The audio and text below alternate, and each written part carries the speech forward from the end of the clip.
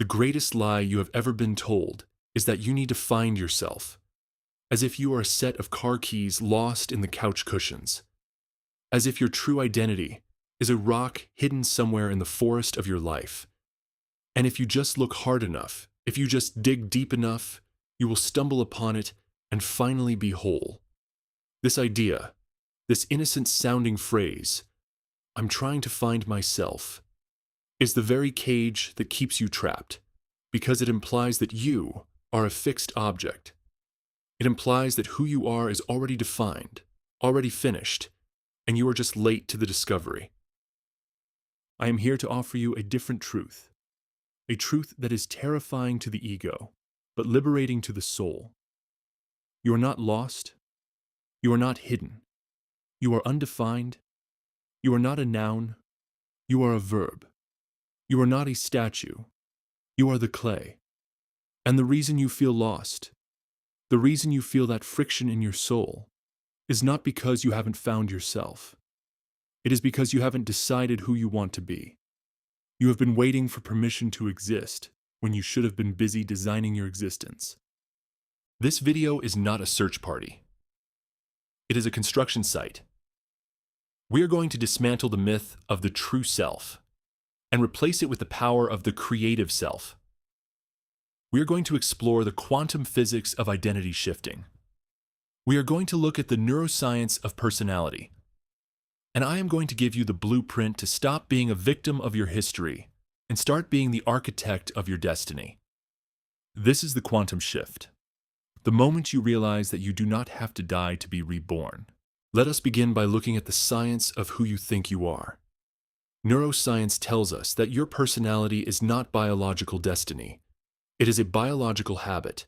It is a set of memorized behaviors, emotional reactions, and beliefs that you have practiced for so long that they have become automatic.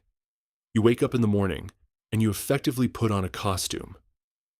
You put on the costume of the anxious person, or the victim, or the procrastinator. You think these things are you, but they are not you. They are simply the neural pathways that have been fired the most. They are the path of least resistance for your energy.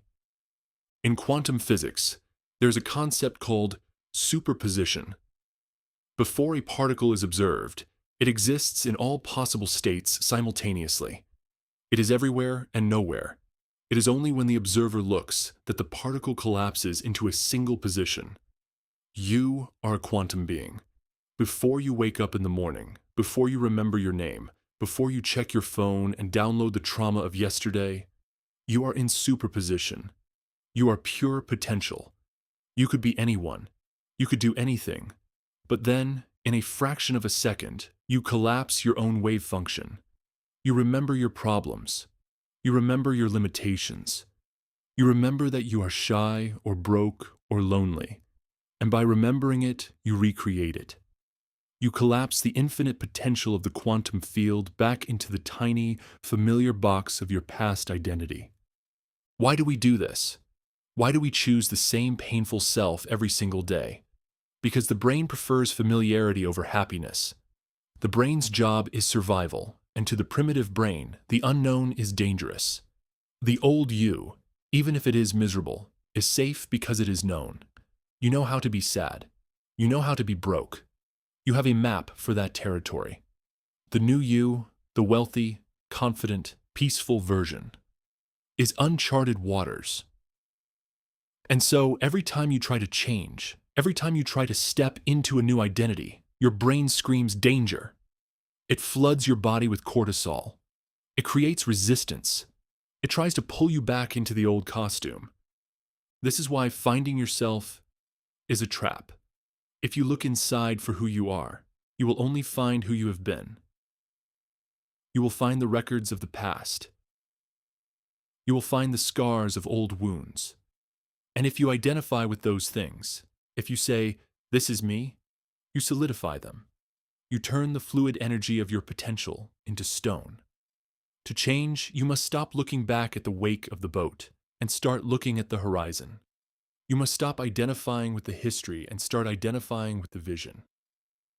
Imagine your life is a video game. Up until this moment, You have been playing a character that was randomly generated. The stats, the appearance, the skills. They were chosen by your parents, your teachers, your culture. And you have been running around this game thinking, I guess this is just who I am. But the controller has always been in your hand. At any moment, literally any moment, you can hit pause. You can go to the character selection screen, and you can build a new avatar. This is not fake. This is not acting. This is the fundamental nature of reality. Every version of you that you can imagine already exists in the quantum field.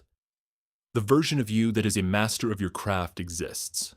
The version of you that is deeply loved exists. The version of you that is wealthy and generous exists. They are all frequency bands on the cosmic radio. You don't have to create them from scratch. You just have to tune into them. You have to shift your frequency to match the frequency of that avatar. So how do we execute this shift? How do we move from the old self to the new self without triggering the brain's alarm system? It requires a process I call the death of the caterpillar. In nature, when a caterpillar builds a cocoon, it does not just sprout wings. It completely dissolves. It turns into a genetic soup. It loses its structure entirely before it can be reorganized into a butterfly. You must be willing to dissolve. You must be willing to enter the void. The void is that space between who you were and who you are becoming. It is a scary place. It feels like emptiness. It feels like you're losing your mind, but it is actually the womb of creation. Most people run from the void. When they start to change, they feel that loss of identity, that I don't know who I am anymore feeling, and they panic. They rush back to the old habits just to feel solid again. But you, the conscious creator, you must hold your ground in the void. You must be willing to be no one for a while, so that you can become anyone. You must stop telling your old stories. Stop complaining to your friends about the same old problems. Stop affirming your limitations. Silence the old broadcast. In that silence, you begin the design process. You must ask yourself a new question. Not, who am I, but who do I choose to be? Close your eyes for a moment. Imagine the highest version of yourself, the version of you that has achieved everything you desire. See them clearly. How do they stand? How do they breathe? What is the expression on their face? When they walk into a room, what is the energy they bring? Do they seek validation, or do they radiate ease? Do they react to stress with panic, or with calm authority? This character you are imagining, this is your target frequency. This is your true self. Your true self is not the one buried in the dirt of your past. It is the one calling to you from the future. It is the teleological attractor, pulling you forward.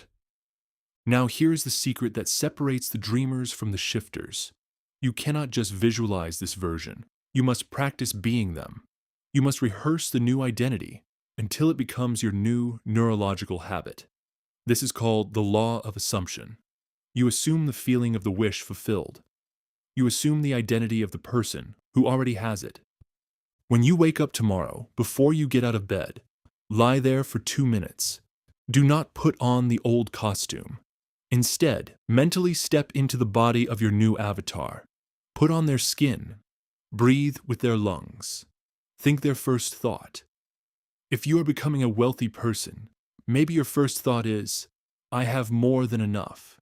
If you are becoming a peaceful person, maybe your first thought is, I am safe and supported. Ignite that feeling. Anchor it in your body.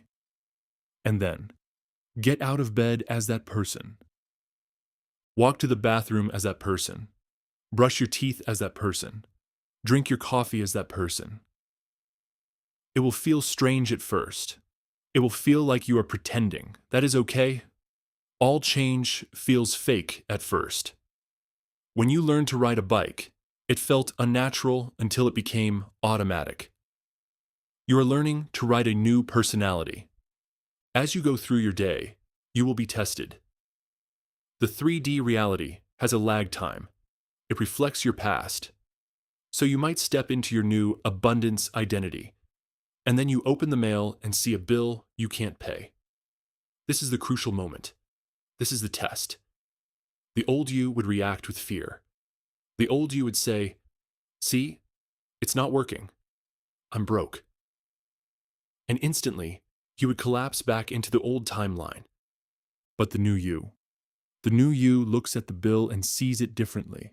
They see it as a temporary echo of the past. They do not react. They respond. They maintain their frequency. They say, "This is just old data clearing out." By refusing to react in the old way, you break the chain of karma. You break the cycle. You prove to the universe that you have truly shifted. This is what it means to create yourself. It is a moment-by-moment discipline. It is the refusal to be defined by your circumstances. It is the audacity to define your circumstances by your state of being. Let's talk about the people in your life. This is often the hardest part of the shift. The people around you, your family, your friends, your colleagues, they know the old you. They have a mental model of who you are. And unconsciously, they will try to keep you in that box. If you start changing, if you start setting boundaries, if you start speaking differently, they might get uncomfortable. They might say, "You've changed," or "Who do you think you are?" Do not let this stop you. When they say, "You've changed," take it as a compliment. It means the shift is working. You must understand that you are disrupting their reality. By changing your role in the play, you are forcing them to rewrite their lines, and people hate rewriting lines. You must have the strength to stand in your new identity even when the world is trying to pull you back. You must be loyal to your future, not your past. Eventually, one of two things will happen. Either the people around you will rise to meet your new frequency, and the relationship will evolve, or they will vibrate out of your experience. They will drift away. Do not mourn this. It is physics. You cannot hold a high frequency and remain entangled with a low frequency. Let them go with love. You are making space for the new tribe, the tribe that recognizes the person you are becoming. There is a concept in acting called the magic if. Stanislavski used it. If I were this character, what would I do? You must apply this to your life. When you are faced with a decision, ask yourself, what would my avatar do? Would the empowered version of me say yes to this? Would the wealthy version of me buy this? Would the healthy version of me eat this? If the answer is no, then don't do it. Every action you take is a vote for the type of person you wish to become. You are sculpting yourself. And sometimes, sculpting is painful. You have to chip away the parts that don't belong. You have to chip away the doubt. Chip away the people-pleasing. Chip away the laziness. The statue is already inside the marble, yes, but you have to swing the hammer. This brings us to the concept of the alter ego. Many great performers use this. Beyoncé had Sasha Fierce. Kobe Bryant had the Black Mamba. David Bowie had Ziggy Stardust. They created a persona that could do things they couldn't do. They stepped into a role to access a superpower. You can do this too. You don't have to call it me. You can give your new identity a name. You can treat it as a role you step into when you need to be powerful. Maybe you are terrified of public speaking, but your alter ego, the orator, loves the stage. When it's time to speak, you don't go up there as scared little you. You invoke the orator. You let the archetype take over. This bypasses the ego's fear because the ego thinks, it's not me doing it, it's him. It is a psychological hack that grants you access to the quantum potential of courage. Ultimately, all identity is a construct. You are just a story you tell yourself.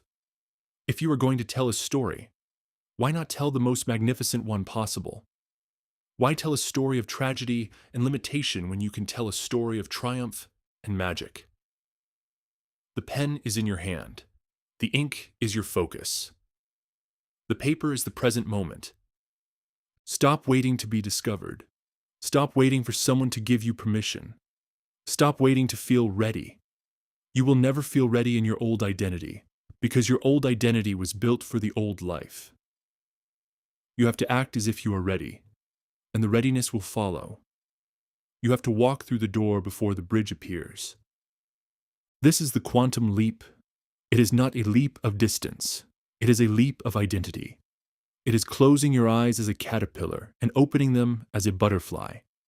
It is realizing that the only thing separating you from your dream life is the person you are being right now. So kill the old self.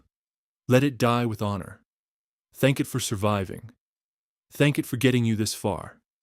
But tell it, I'll take it from here. Step into the fire of transformation. Let it burn away everything that is not you. Let it burn away the fear.